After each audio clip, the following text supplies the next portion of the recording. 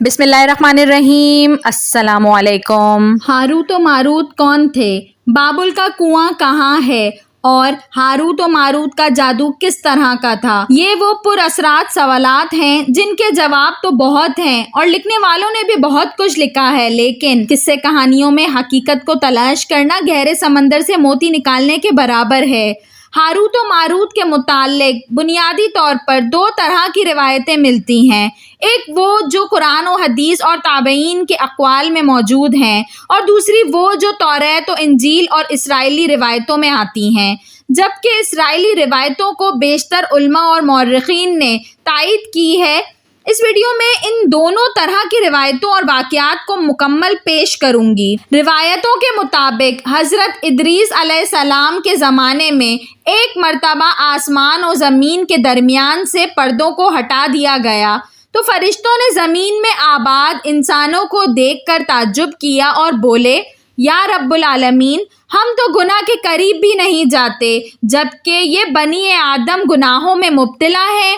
اگر ہم ان کی جگہ ہوتے تو کبھی بھی تیری نافرمانی نہ کرتے۔ اللہ تعالیٰ نے ارشاد فرمایا، انسانوں کو غصہ اور شہوت دی گئی ہے، اگر یہ چیزیں تمہیں دی جائیں تو تم بھی اسی طرح گناہ میں ملوث ہو جاؤ گے۔ لیکن فرشتوں نے کہا، ہم ایسا ہرگز نہ کریں گے۔ لہٰذا اللہ کے حکم سے فرشتوں نے اپنی جماعت میں سے دو بہترین اور اطاعت گزار فرشتوں کو چن لیا، جن کا نام ہاروت اور ماروت تھا۔ اللہ نے ان دو فرشتوں میں انسانی فطرت اور شہوت ڈال کر دنیا میں بھیجا۔ وہ شہر بابل میں دو خوبصورت انسان بن کر آئے اور قاضی کے کام پر مقرر ہو گئے، جہاں وہ لوگوں کے درمیان فیصلہ کیا کرتے تھے۔ ایک دن ان کے پاس ایک عورت اپنا مقدمہ لے کر آئی اور کہا کہ اس کا شوہر اسے بہت پریشان کرتا ہے۔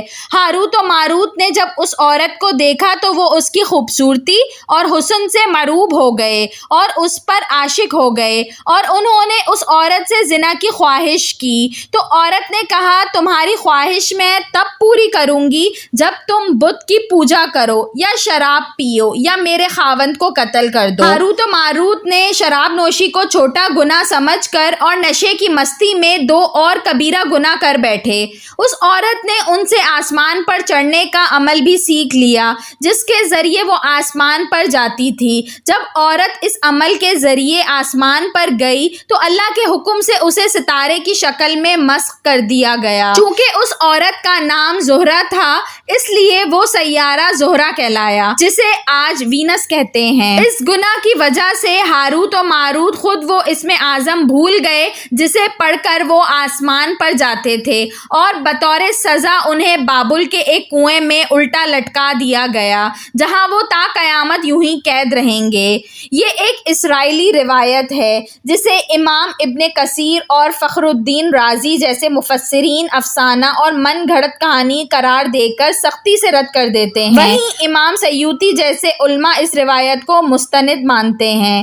ہاروت و ماروت اور بابل کے سلسلے میں ایک اور روایت کثرت سے بیان کی جاتی ہے، جس کے مطابق ایک زمانہ ایسا تھا جب شہر بابل روئے زمین پر تہذیب و تمدن کا مرکز تھا۔ یہاں کے لوگ باطل خدا کی پرستش کیا کرتے تھے۔ یہ لوگ اپنی قسمت ان سے وابستہ سمجھتے تھے، اس لیے علم نجوم اور علم فلکیات میں بڑے ماہر تھے۔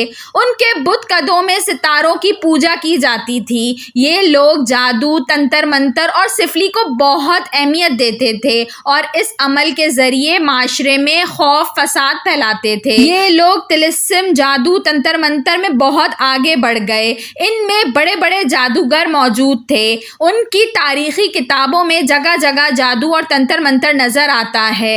ان کا جادو دور دور تک مشہور تھا۔ مختصر یہ کہ اس شہر کا باشندہ ہونا ہی جادوگر ہونے کی علامت تھی۔ جب حضرت سلیمان علیہ السلام کی حکومت آئی تو آپ علیہ السلام نے ان لوگوں کو اس شرکیہ عمل سے روکا اور ان کے سحر اور جادو کی کتابوں کو ایک جگہ جمع کر کے اپنی عظیم کرسی کے نیچے دفن کر دیا، تاکہ اس فتنہ انگیز علم کا جڑ سے خاتمہ ہو جائے۔ جب سلیمان علیہ السلام کی وفات ہوئی تو شیطان نے ان کتابوں کو دوبارہ کھود کر نکالا اور لوگوں سے کہا کہ سلیمان پیغمبر نہیں تھا، بلکہ ان کتابوں کے ذریعے حکومت کیا کرتا تھا، لہٰذا ہوا میں اڑنا، جنات پر قابو اور سلیمان علیہ السلام کے غیر معمولی معجزات دراصل جادو اور سفلی کا عمل تھا۔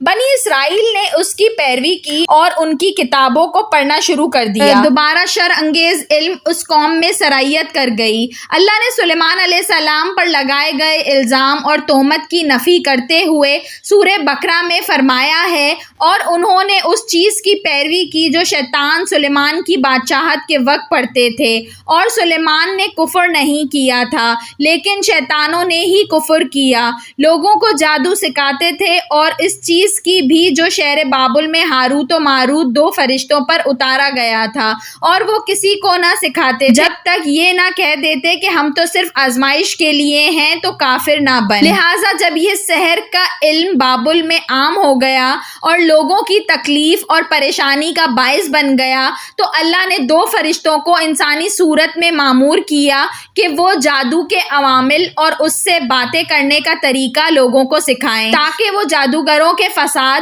اور شر سے محفوظ رہ سکیں۔ لیکن یہ تعلیمات غلط مقصد کے لیے بھی استعمال ہو سکتی تھیں۔ حالانکہ وہ فرشتے لوگوں کو بھی کیا کرتے تھے اور ان کے لیے کہتے تھے کہ یہ تمہارے لیے ایک آزمائش ہے، لیکن پھر بھی وہ لوگ ایسے کاموں میں پڑ گئے جو انسانوں کے لیے ضرر اور نقصان کا باعث تھا۔ بعض عربی داستانوں میں اس کنویں کا ذکر بھی ملتا ہے جہاں کئی لوگ پہنچے اور ہاروت و ماروت سے ملاقات کر کے جادو کا علم بھی سیکھا، جبکہ بعض مورخین کا کہنا ہے کہ عراق کے شہر حلہ کے قریب کھنڈر میں موجود قدیم کنواں ہے جہاں سے بابل کی سرحد شروع ہوتی تھی۔ یہ اس کنویں کو ہی جائے بابل قرار دیتے ہیں۔ بہرحال اس واقعے سے یہ سبق ملتا ہے کہ سفلی اور جادو ایک شرکیہ عمل ہے، مگر یہ کہ اس کا استعمال فساد اور شر پسندی کے خاتمے کے لیے کیا جائے۔ ویڈیو پسند آئی ہو تو اس کو ضرور لائک کریے گا، اور ایسی مزید اچھی ویڈیوز دیکھنے کے لیے میرے چینل اردو کہانی گھر کو سبسکرائب کر لیجئے۔ Thanks for watching. اللہ حافظ۔